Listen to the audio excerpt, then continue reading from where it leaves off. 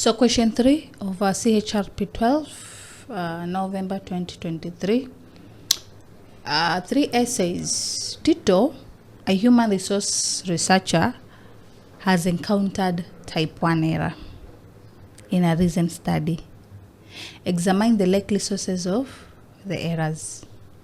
So what are these type 1 errors?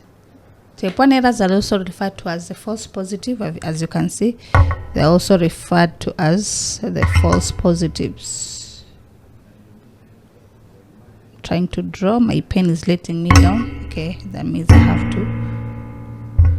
So they're also referred to as false positives, and they occur when the researcher incorrectly rejects a true null hypothesis. So when you talk of null hypothesis shows that there is no relationship between the two variables, or there's no effect between the variables. But now, when you talk of type 1 error is that kind of an error that rejects incorrectly or unintentionally rejects the null hypothesis, meaning that there's no relationship or there's no effect between the two variables, but now the error says there is a relationship between the variables involved. That is type 1 error. So that's why they're talking of false positives. So type 1 error, also known as false positives, occur when the researcher incorrectly rejects a true null hypothesis. In other words, the researcher concludes that there is effect or difference when in fact there isn't one. So in this context of a human resource, Tito might have encountered these areas due to the following. So these could be some of the several factors that could have made Tito, the human resource researcher, to encounter the type 1 errors. Number 1, sampling issues. Maybe he might have done the sampling in a very biased way. That's why they're talking of selection biasness. We just select the sampling according to own conveniently and not according to how it is needed. Or maybe you derive a small sample which will not give a representativeness of the population, or even use non-random sampling methods, which most likely result into biasness in the sampling process. So one of the reasons as to why Tito might have encountered these factors or these errors could be due to the sampling issues. And some of the issues under the sampling methods is selection biasness, smaller sample size, or even non-random sampling. That is number 1. Another factor that could have made Tito encounter type 1 error could include statistical significance threshold. There's something that we call statistical significance threshold, which is represented by letter A, as you can see here, low alpha level, which is represented by A. And this threshold, it is a threshold that can direct someone, that can help a researcher basically come up with the null hypothesis, either to reject it or basically to accept it, depending on the threshold. So for example, if the threshold is 0.05 and it's just within that particular range, you can be able to accept. But if it's maybe not within that range or within that threshold that is supposed to be, then you can reject. So it is like a guideline that is there to help researchers know how the hypothesis is, how the hypothesis should be, whether it should be accepted or maybe rejected. So if you fail to come up with significant levels of the same, then definitely you can end up seeing yourself encountering type 1 errors. Another reason or another factor that could have made Tito encounter type 1 error is use of ineffective data collection and measurement techniques. Remember, we've talked of a good research should be made up of better data collection methods or effective data collection methods or even techniques. So if in the process of choosing the techniques you end up using a technique that will not suit you well in relation to the research that you're conducting, then chances of such errors to emerge will also be high. So data collection and measurement errors. For example, here they're giving us examples of inaccurate survey responses, instrument validity issues, or even misinterpretation of results. So they're giving us a concrete view of what data collection and measurement errors should be all about. You might fail to choose an effective technique for data collection, or sometimes you might get inaccurate responses from the respondents, which is beyond your control, which can also make you come up or encounter type 1 errors. And then sometimes the instruments you use, whether the questionnaire, whether in survey, or whether interview, are not valid enough. Maybe the questions you put there in are not going to give you the information that you're looking for.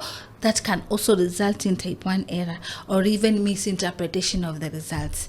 So you got the right results, but now when you're interpreting them, you fail to interpret them correctly. That can also make you to come across the type 1 error. So that is number 3. And then another factor that could lead to TITO coming up or encountering type 1 error could be confounding variables. So you have the variables with you, but you failed to consider some of the factors which could contribute to either one thing or the other. And then now that can also make you encounter type 1 error. Like number 1, they're saying here, the examples they've given us under confounding variables, they're talking of uncontrolled external factors, e.g., workplace conditions, economic shifts, or even managerial influences could interfere with results. So remember, you're dealing with the IV and DV. But now there's some other variables, the confounding variables or the mediating variables, which you could have some consideration because they have a chance of affecting your research. They have a chance of affecting your how you do your research process. So at the end of the day, if you fail to put some consideration in these variables, chances of you encountering type 1 errors or coming up with type 1 errors in your research process will also be high. And then also lastly, they're talking of research bias and expectation effects. If you are biased, you only do what you feel is convenient for you and not what the research wants. Sometimes in the research process, things have to move as per how they're supposed to move and not as per how you want it. You should safeguard the interests of that particular process rather than your interests. But it reaches a point where some of the researchers basically safeguard their own interests. You don't want to waste a lot of time when you go to the field because you want to hurry up, you have so many issues to work upon, and you fail to gather enough data which is going to give you concrete information that you're looking forward to get. So some of these issues basically could bring such messes when you're conducting your researches, which can lead to the researcher encountering such type of errors, type 1 errors. So researcher bias can also be a reason, can also be a factor that could make a researcher encounter type 1 errors. And that's why they're talking of confirmation bias or even overfitting models, depending on what it is that you are trying to handle or what scenario you find yourself in. So that is number 3A. Then number 3B says identify the characteristics of independent variables in a research study. What are some of the characteristics of independent variables in a research study? And we said an independent variable is the one that stands on its own. It's the one that brings the cause or the effect on the other variable. So it does not depend on the other variable. It is there, it stands on its own, and it can either cause or maybe bring any effect towards the other variable. So let's look at some of the characteristics that are there for the independent variable. In a research study, independent variables have several characteristics. Here are the main ones. Number 1, it can be manipulated or selected by the researcher. Yes, an independent variable can be manipulated and it can also be selected by the researcher. What does this mean? It is the one that the researcher changes or controls to observe its effect on the dependent variable. That's why you've said it stands on its own, does not depend on anything, and it either causes something, or it either brings effects on the other variable. So number one, it can be manipulated or even selected by the researcher himself. Number two is that it has presumed cause. It represents the cause in the cause-effect relationship. So the moment it is controlled, it can cause something to the other variable. That's why they're talking of it represents the cause in the cause and effect. So it causes the dependent variable to be in a certain way, and it brings about certain effect when it is controlled to the other variable. So that is also another characteristic.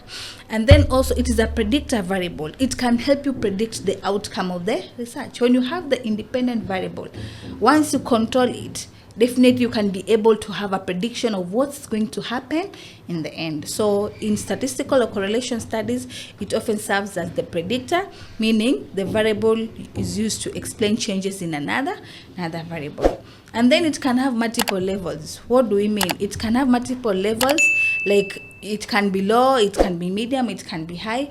And it can also be categorical, like maybe treatment or even control, or even age or even gender. So it has multiples of levels. And then another characteristic, independent of other variables in the study. It stands on its own. It is not influenced by the other variables. That's why they're talking of independent of other variable in the study, because we've said this is a variable that stands on its own. It is not influenced by other variables in the context of study, especially not by the dependent variables. Rather, it's the one which causes the act of cause and effect relationship in between the two variables. And then it can be categorical or continuous. I think this is what we just talked of when you talked of it has multiple levels, somehow repetition, because they're saying independent variables can be categorical. It can be about gender, can be about type of intervention, or continuous, temperature, dosage amount, etc. And then also it is essential in experimental design. Yes, in experiments, manipulation of independent variable allows the researcher to determine the causality. So it's very useful when it comes to experimental design. And that is the end of our question 3. Thank you. We meet in our next question 4. So if you like this video, you can always enroll with us. You'll be able to access more of these revision sessions, and also you'll be able to find well done lectures or pre-recorded videos for all the KASNEB courses as well as Rchrp. And in case of anything, you can always reach us out. We have our contact details on the screen. Feel free to call, feel free to WhatsApp anytime. So thank you, and let's meet in our next session.